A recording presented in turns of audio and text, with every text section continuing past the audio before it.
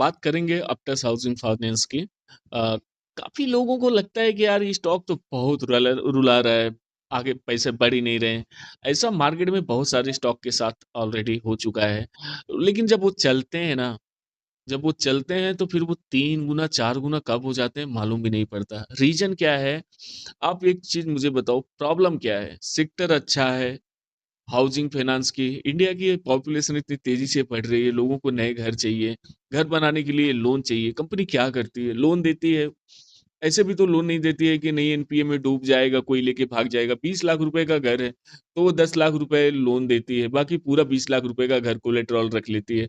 तो कंपनी में प्रॉब्लम कहाँ से? बिजनेस मॉडल अच्छा है और उसके बाद इनके मैनेजमेंट ईमानदार हैं। अगर और मैं बात करूं ग्रोथ की, तो कंटिन्यू 4 सालों से कंसिस्टेंट इनका प्रॉफिट ग्रो किया है, ईपीएस ग्रो किया है। कोई फ्रॉड नहीं, कोई प्रॉब्लम नहीं स्टॉक में। हाँ, कुछ प्राइवेट इक्विटीज थे जिन्होंने एग्जिट मारा अभी रिसेंटली, तो स्टॉक के प्राइस पे प्रेशर आया। लेकिन बिजनेस मॉडल एकदम नीट एंड क्लीन है। फिर भी आप लोगों को नहीं समझ में आए तो क्या करना। हाँ, पैसा नहीं बना 4 साल से तो बात अलग था, लेकिन अभी जब मुझे ऐसे रेट पे स्टॉक मिल रहा है कि जहाँ से इसकी यूजुअली अर्निंग मेरे हिसाब से 17 के पी पे, कितना भी आप करके देख लो, एक स्टॉक ढूंढना मुश्किल हो जाएगा ऐसे रेंज में। 17 का पी है, बुक वैल्यू 3 का है, 3 के मल्टीपल पे बुक वैल्यू पे ट्रेड कर रहा है स्टॉक।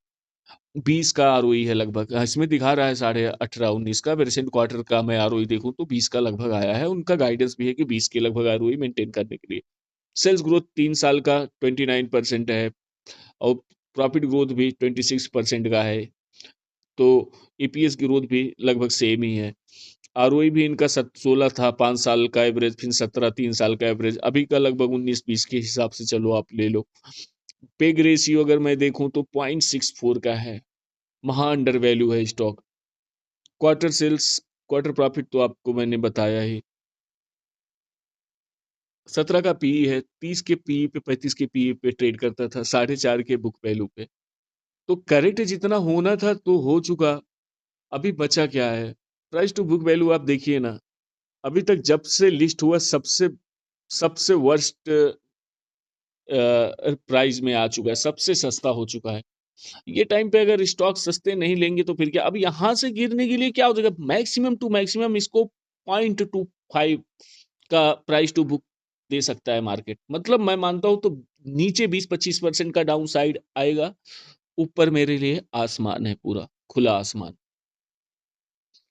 बाकी पीयर ग्रुप में आप देख लीजिए, बजाज हाउसिंग फाइनेंस है और पीरामल, ये सारे सारों को भी आप ले लीजिए, तो इनका सबका आरओसी आप देख लीजिए, सबसे बेटर एप्टस का ही है। इसके अलावा सेल्स इनका आप देख सकते हैं। मैं ईयरली का बात कर रहा हूं तो ईयरली आप देखो इनका 2017 से कंसिस्टेंसी के साथ इनके सेल्स बढ़े हैं, कोई भी डाउनफॉल नहीं है। इंक्लूडिंग इनके कोविड में भी डाउन नहीं आया इनके सेल्स में। ऑपरेटिंग प्रॉफिट मार्जिन कंटिन्यू उन्होंने अच्छा बना के रखा है। उसके अलावा ईपीएस ग्रोथ आप देखिए, ये आईपीओ से पहले का है जो आपको थोड़ा ज़्यादा दिख रहा है। आईपीओ के बाद से ही हम बात करेंगे क्योंकि वहाँ से डाइल्यूट हुआ है स्टॉक। तो 21 के बाद आप देखिए 7.45, फिर 10, फिर 12, 15, 16। ये 16 जो है ये टीटीएम अभी सिर्फ जो साल चल रहा है, तो उसकी वजह से ये ग्रोथ थोड़ा आपको कम लगेगी। तो होपफुली ये लास्ट तक ये लगभग 19 के पास आ जाएगा। तो अब 5 साल का प्रॉफिट ग्रोथ 29% से ग्रोथ किया है प्रॉफिट। उसके बाद सेल भी 28% से बढ़ी है। 3 साल की 27% से प्रॉफिट ग्रोथ है, सेल 29% से लगभग। तो स्टॉक प्राइस अगर मैं देखूं तो सीजीआर निगेटिव है, बढ़ा ही नहीं है। स्टॉक एकदम लो पे मिल रहा है अपने। अब इक्विटी कोई डाइल्यूशन नहीं है इनका। बाकी बोरोइंग वगैरह तो इनकी रहती है भाई, बैंक है, पैसे बाहर से लेके फिर उधार पे देते हैं, बीच का कमीशन ही इनका मेन कमाई है। तो इनमें कैश फ्लो देखने की बहुत ज़्यादा ज़रूरत नहीं रहती है। बाकी सब कुछ ठीक-ठाक ही है। अब प्रोमोटर्स ने होल्डिंग कम की है। प्रोमोटर की होल्डिंग जो कम हुई है, मैंने अभी थोड़ी देर पहले बोला ना, प्राइवेट इक्विटी थी, वो प्रोमोटर में थे, तो उन्होंने अभी कुछ दिन पहले अपना काफ़ी सारा माल बेच के निकल गए। उनका क्या रीज़न था पता नहीं।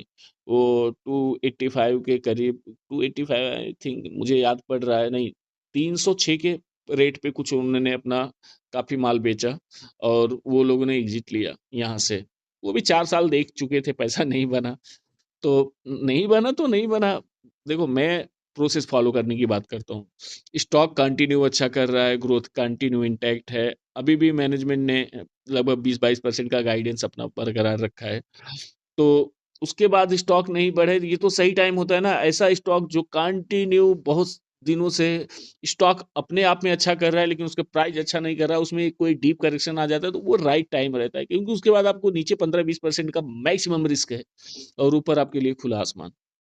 तो आप देख लीजिए, अगर आपको अच्छा लगता है तो। बाकी आप ट्रांसक्रिप्ट पढ़ लीजिए, आई समरी पढ़ लीजिए, पीपीटी पढ़ लीजिए, रिकॉर्डिंग पढ़ लीजिए। आप एक छोटा-सा 10,000 का फ़ोन भी लेते हो, तो आप घंटों 10-20 हज़ार का फ़ोन खरीदने के लिए भी घंटों उसका रिव्यू देखोगे, ये देखोगे। अगर स्टॉक में आप पैसा डाल रहे हो, कुछ भी डाल रहे हो, 10,000, 50,000, 1 लाख, 2 लाख, 10 लाख, 50 लाख, कुत कितना भी अमाउंट डाल रहे हो, आप अपने हिसाब से, आप अपने हैसियत के हिसाब से पैसा डालोगे किसी स्टॉक में, तो उसके पहले आपको अच्छे से देखना भी चाहिए, पढ़ना भी चाहिए। 1 घंटे के लगभग इनका कॉन कॉल रहेगा, वो सुनना चाहिए क्या बोल रहे हैं कंपनी। बाकी ये सारी रिसर्च करके मैंने तो बस आपको एक व्यू दिया है मेरा, बाकी आपका देखना पूरा काम है। मेरे कहने से कोई खरीदने मत जाना और मेरे कहने से कोई बेचने मत जाना। फिर मिलते हैं नेक्स्ट वीडियो में। Thank you.